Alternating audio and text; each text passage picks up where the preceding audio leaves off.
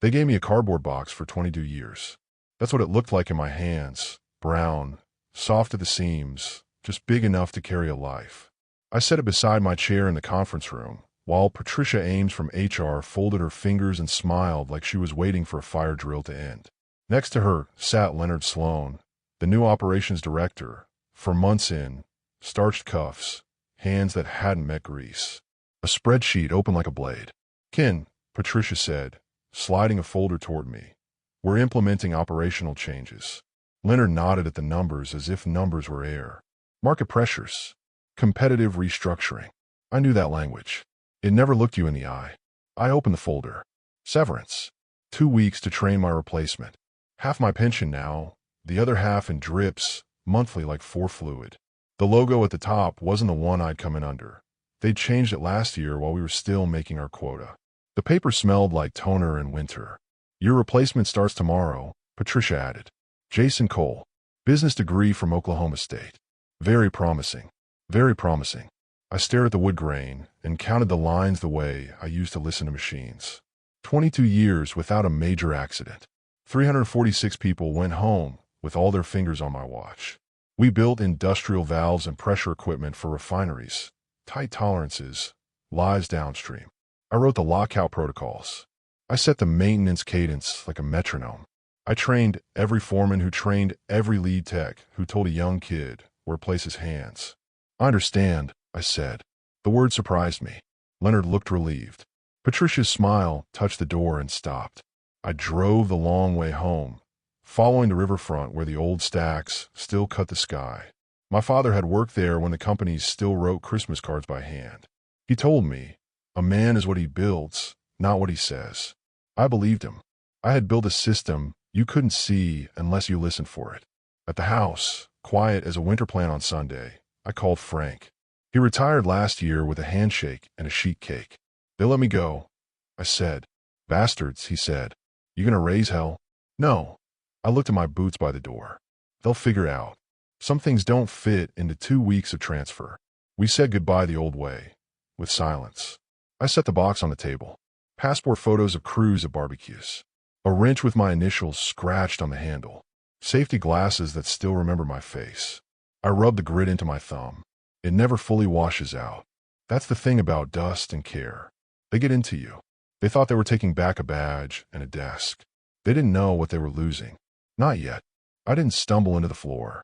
I grew into it, like a hand into a glove.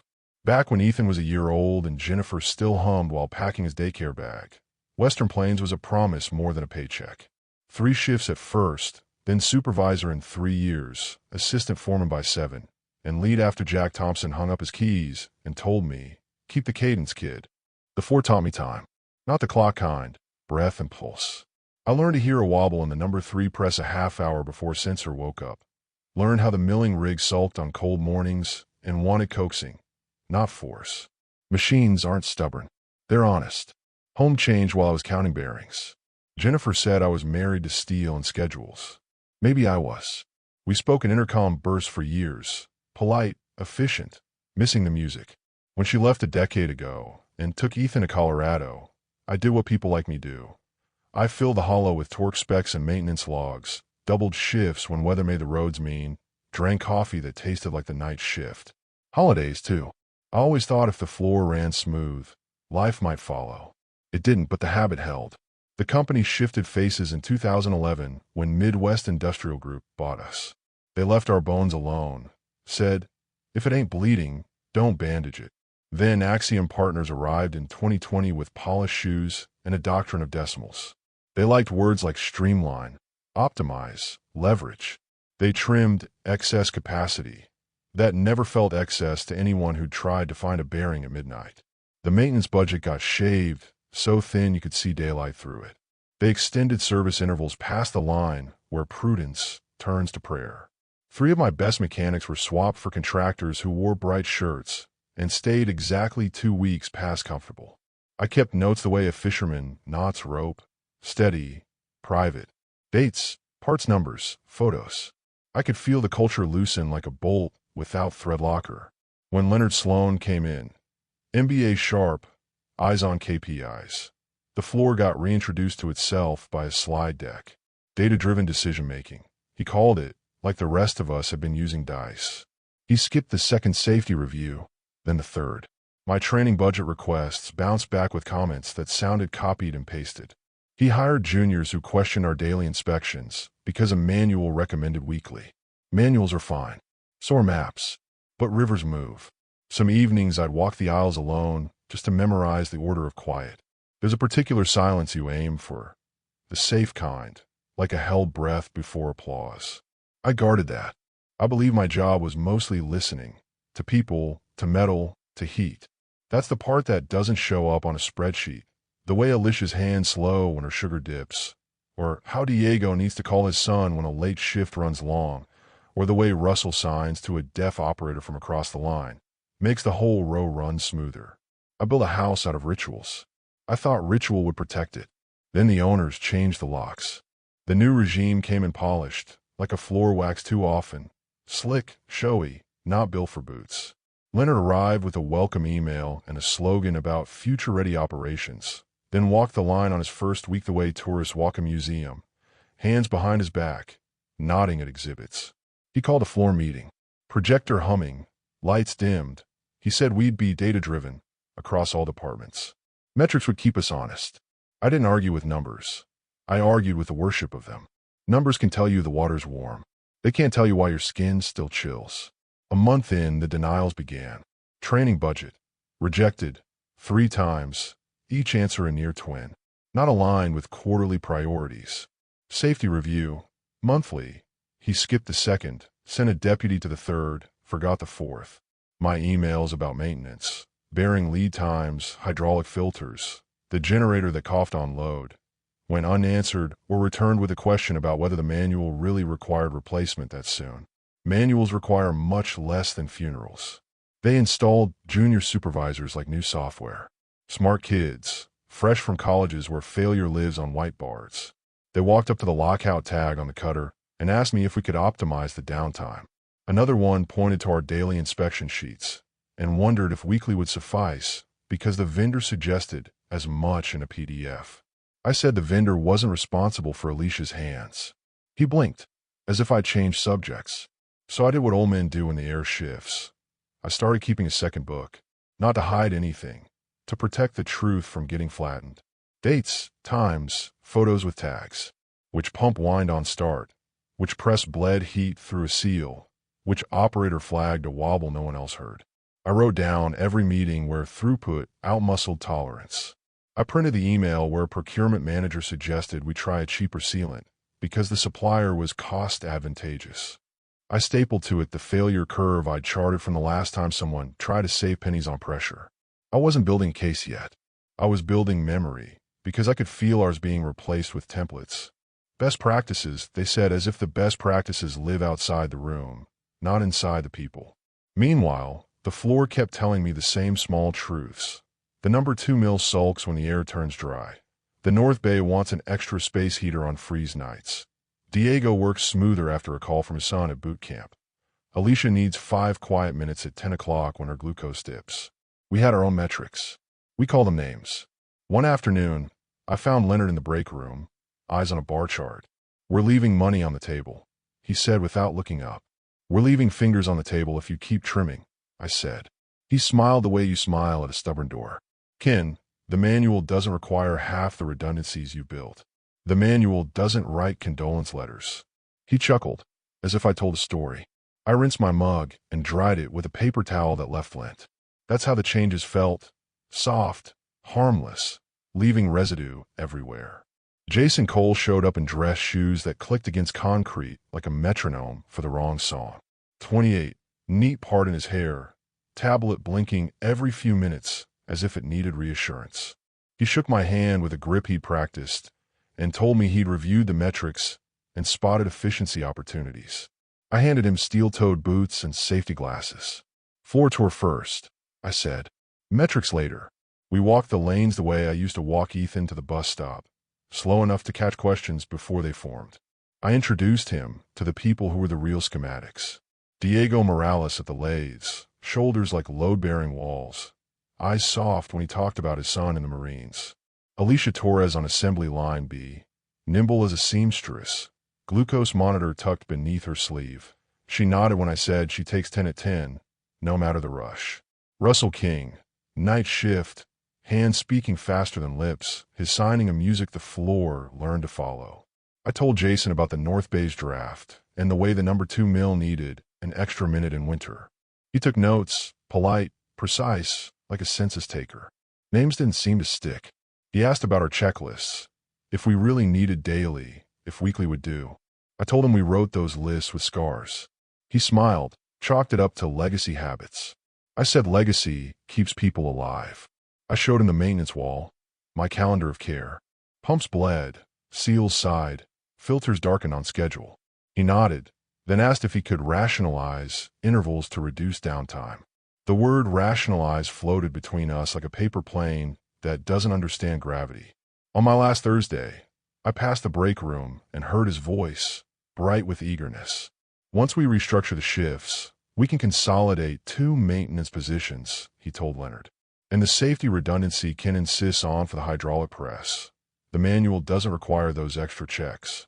Leonard's agreement landed with the soft thud of a stamp. Exactly the fresh perspective we need. I stood there, holding the doorframe with 2 fingers, feeling the way you do when a tool slips and bites skin. Surprise first, then anger. Fresh perspectives are fine on paint, not on pressure. That afternoon I texted 4 names: Diego, Alicia, Sam Patel for maintenance, and Russell. Parking lot. After shift. We met under a sodium light that made the night look like a photograph from the 80s. I told them what was coming. Corners shaved until the circle turned into a hazard. We can't ignore the new boss, Diego said. I'm not asking you to. I answered. I'm asking you to document.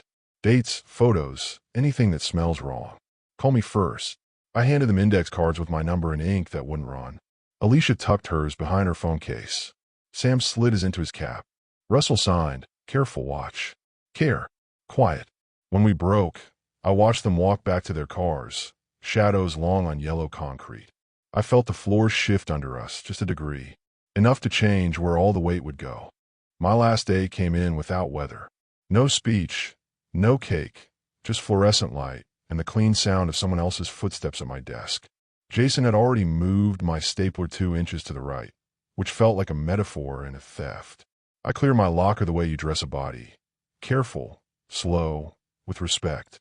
I handed over keys that still carry the warmth of my palm. Watched them disappear into a drawer that didn't know me. Any last advice? Jason asked, eyes on his tablet like he was reading my future. Listen to the floor, I said. The machines talk if you let them. He smiled, the smile people use when they're being polite to stories.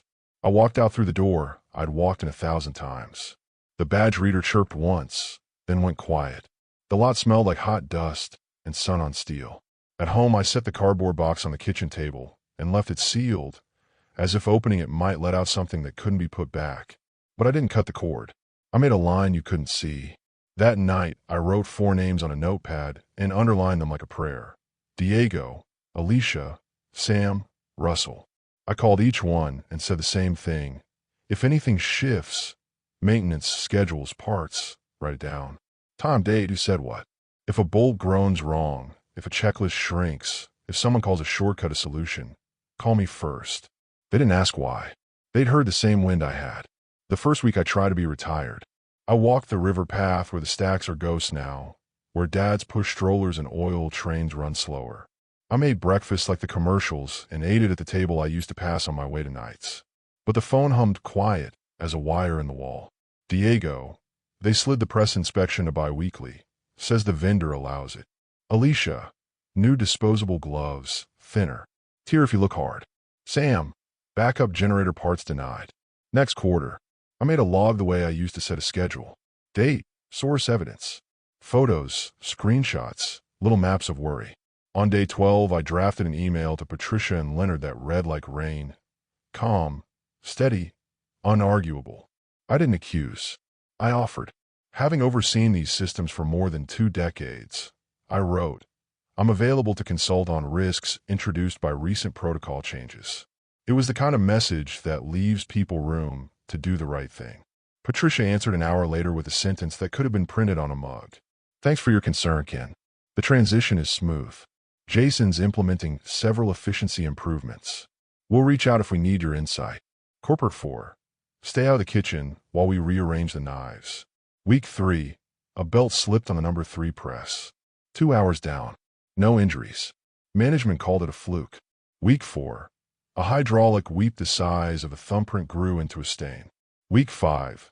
3 electric hiccups nobody could explain without using the word aging. Russell said, they're blaming the equipment. I wrote, properly maintained, machines wear, they do not fail like this. I could feel the floor from my kitchen. A house remembers the voice that sang to it. So do machines. The floor started sending up flares, small and spaced out, the way a storm announces itself through a pressure change you feel in your teeth. I counted them in my notebook and in my chest. By week 6, my patience had worn to the grain. I dialed a number I hadn't used in years, State Industrial Safety. The switchboard clicked me to an inspector named Helen Park. Her voice was brisk but human. I used to run Western Plains, I said. 22 years. We build our safety on maintenance, not luck. They're swapping one for the other. She asked for specifics, not opinions. That's when the log I'd kept like a second pulse mattered. Dates, photos, part numbers, emails where routine care had been relabeled nice to have. I kept my voice even. She kept hers even back. We'll conduct an unannounced inspection within 2 weeks, she said. It felt like setting a trap you don't want to catch anything in. Word travels through metal. 3 days later, Diego called with a whisper you could see. They know, Ken. Someone told Leonard you called the board. Overtime now. They're scrubbing, repainting, staging. I was asked to reconstruct a maintenance log with the right dates. I felt heat in my ears. Don't falsify, I said. Photograph what you can. Keep the originals. That afternoon, a courier rang my bell and handed me an envelope with my name printed too clean. Western Plains accused me of malicious interference and NDA violations, a necklace of legal words designed to choke. I took the letter to Bill Henderson, my lawyer, who reads contracts like sailors read weather. He skimmed, snorted. They're bluffing the NDA. You haven't shared proprietary tech, but they can bury you in fees if they want to play mean. Can they stop the inspection? I asked. No, he said, but they can make you wish you'd stayed quiet. I went home and put the letter under a magnet on the fridge the way people pin children's drawings. I wanted to see the threat when I made coffee. I wanted to feel my anger cool into something usable. The inspection came with no trumpet. Safety vests, clipboards, questions that sounded like small talk and were not. They opened panels, asked about intervals, watched an operator run a cycle twice for no reason except rhythm. Management smiled, so hard their cheeks trembled. Logs appeared in neat stacks, ink still wet at the corners. They had polished the house for guests. When it was done, Helen called me. They passed, she said. Barely. The word hung like a ladder rung that might hold if you don't look down. We cited documentation, inconsistencies, a few corrective actions, minor penalties. Minor won't change behavior. I said. I know, she said, but your concerns are on record. She paused. Employees sounded rehearsed. Because they were. I thank her anyway. I hung up and looked at the letter on my fridge. The thing about a barely pass is it teaches the wrong lesson. That presentation can outrun truth if you sprint hard enough. That weekend the doorbell rang again. Not a courier this time. Russell, all shoulders and worry, a man carrying weight he didn't want to drop. He held out a thumb drive like contraband. Real logs, he said, and the ones they made up for the inspection. Emails, too, from Leonard and corporate. You need to see. I stepped aside and let him in. We sat at my kitchen table like it was a command center, Russell and me, the clock over the stove counting out a kind of mercy. He slid the thumb drive across the wood, as if it might bleed. I plugged it in and let the folders open like doors. 2 sets of logs, twin shapes with different hearts. One tidy for inspection, another messy with truth. Stamps, edits, time gaps where time hadn't been. I clicked through photos of pressure gauges taped over, filters stained to midnight, notes you only write when you think no one else will read them, seal crying again, guard sticks on warm restart, defer, budget says next quarter. Emails too, threads with subject lines that sounded harmless, Q2 efficiency, maintenance alignment, and inside them the surgery. Extend intervals where possible. Non-critical redundancies can be sunset. Insurance covers incidents. Missed earnings spook investors. That last one was from an Axiom executive with a signature wider than a paycheck. I read it twice, then again, because sometimes the only way to believe cruelty is to watch its grammar hold. This isn't just sloppiness, I said. It's a plan. Russell nodded, jaw flexing. They wanted you gone so nobody would slow them down. We kept clicking. Requests from Jason declined with the same canned line. Deferred in next quarter per budget. A list of parts orders flagged, non-essential, including the backup generator kit I'd argued for every winter since the ice storm. And tucked in a smaller folder, the worst. An incident report from 2 days before, assembly line C. Press guard failure. 19-year-old temp named Marcus Hall. 2 fingers gone. The narrative field labeled operator error. A signature scrawled like someone holding a pen with pain. They had him sign while he was still on meds, Russell said, voice rasped down to wire. Aunt works nights with my sister. She said he kept asking if he could call his mom. I felt something settle in me. Not heat, steel cooling.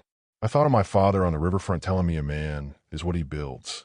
For 22 years, I had built a floor where boys became fathers with all their fingers.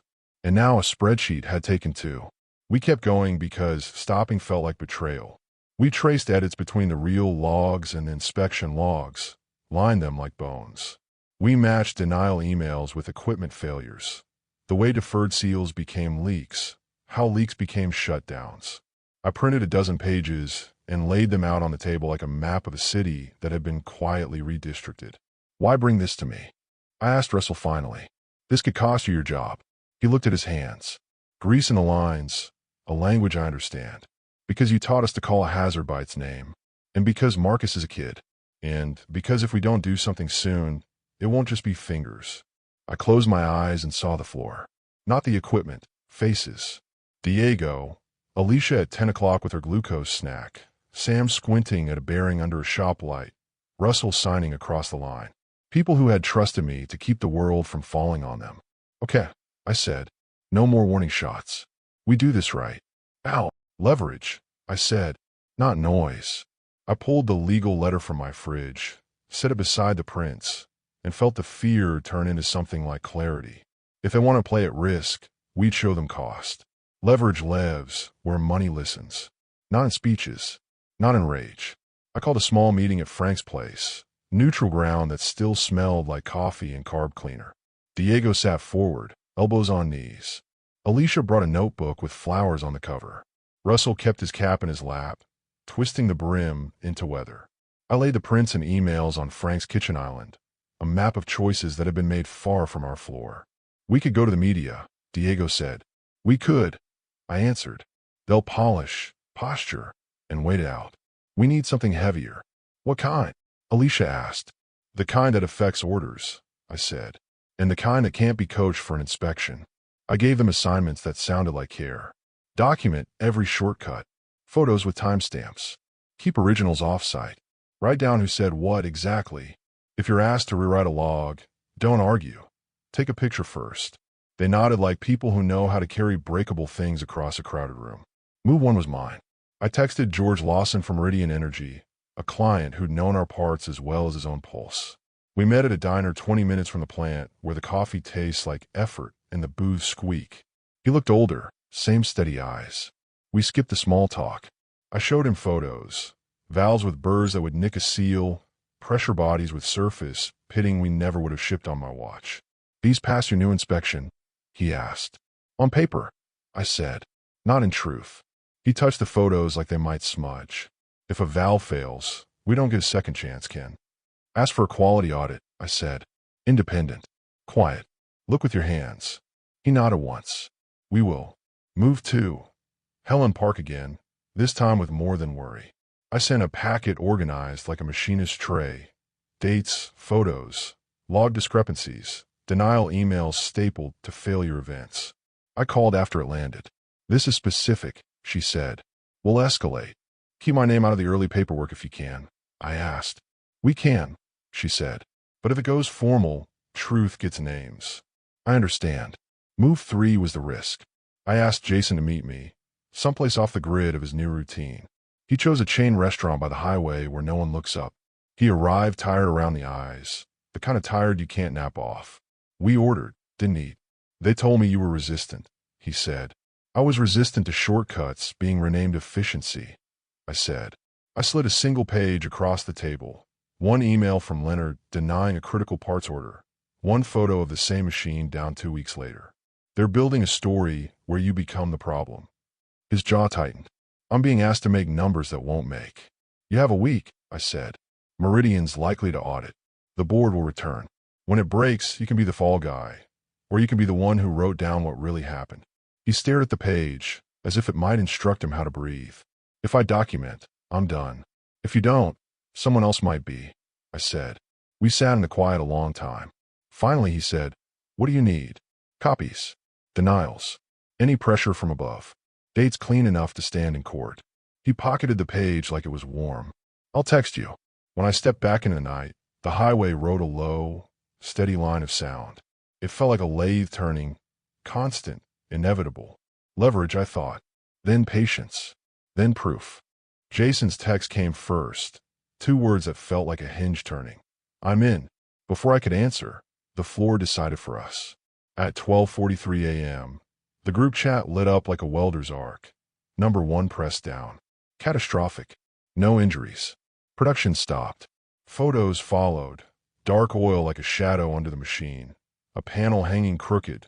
The red mushroom of the emergency stop smeared by a palm that had hit hard. I stared at the screen until the characters blurred into a river. At 6:15 a.m., my phone rang. Unknown number. Leonard's voice had been sanded down by the night. Ken, we have a situation. I've heard, I said. The comm surprised me, the way it does when you finally name pain out loud. We need your expertise. The main press is down. Orders are backing up. Maintenance can't identify the fault. That's because you fired Sam, who could tell you what the pump dreamed about, I said. Silence on the line. What are you asking? Come in as a consultant. Whatever it takes. We need it running by the end of the week.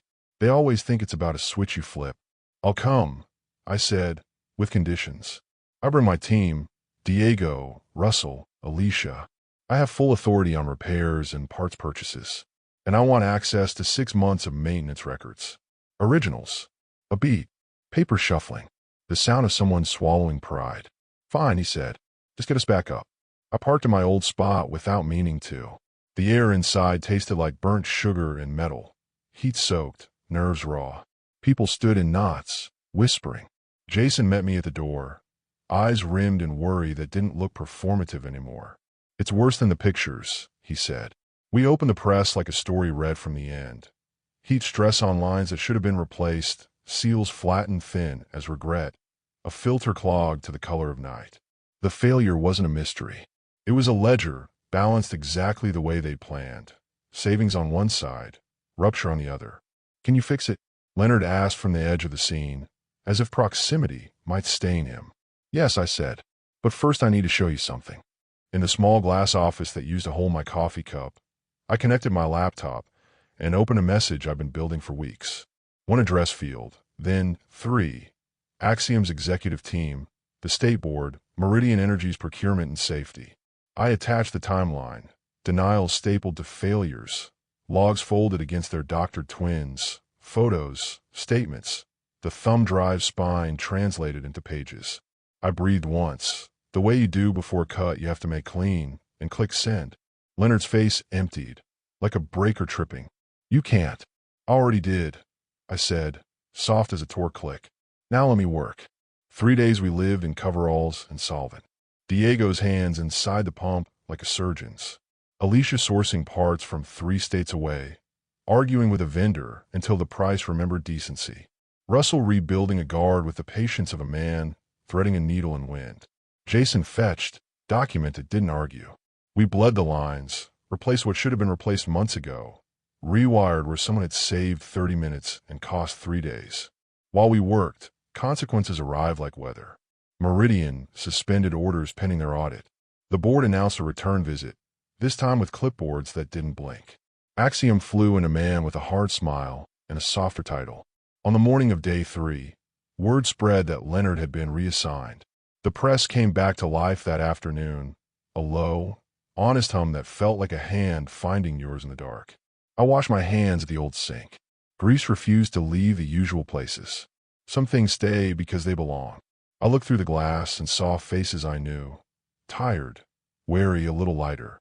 The machine didn't purr. It breathed. The week ended with the press breathing steady and a quiet that sounded like relief. You learn to tell the difference between silence that means fear and silence that means the work held. This one held. By then, Meridian had pressed pause on our orders. The safety board had set up in a borrowed office with a thermos and a stack of forms. An Axiom had flown in a man whose handshake wanted to be a promise. They called him Thomas Whitfield, interim operations for Western Plains. Interim is what people say when they know a place needs more than a fresh coat. He asked to see me in the glass room that used to hold my coffee. He'd read the dossier. I could tell by the way he looked at me, like a surgeon looks at a scar that did more good than harm. Impressive work, he said, meaning both the repair and the record. We're implementing a top-to-bottom overhaul across facilities. He named a salary that would have felt like a victory if I believed numbers could keep people safe. Director of Manufacturing Operations, he added, as if titles could hold torque. I thought of Diego's ladle hands, Alicia's 10 o'clock snack, Russell's signing from 50 feet. I thought of the letter on my fridge and the thumb drive on my table and the 19-year-old boy who signed a paper with 2 fingers less than he came in with. Safety can't be budgeted quarter to quarter, I said. You can't file it under variable. Thomas didn't flinch. What would work? Hire me as a consultant, I said. 3 days a week, my rate. Full authority over maintenance schedules and safety procedures. No edits from anyone who doesn't wear steel toes. Publish the schedules on the floor so everyone can see. Rehire or properly replace the mechanics you consolidated. Buy parts before you need apologies. Train until people roll their eyes, then train one more time. He sat with that a long moment. People who fix things know the value of a pause. Acceptable, he said at last.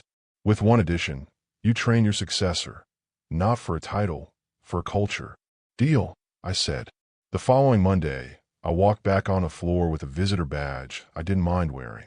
The machines had the good kind of hum, like a song half remembered and gladly found. Jason stood by the press, tired and changed. He didn't offer a handshake. He offered a notebook. I documented everything, he said simply.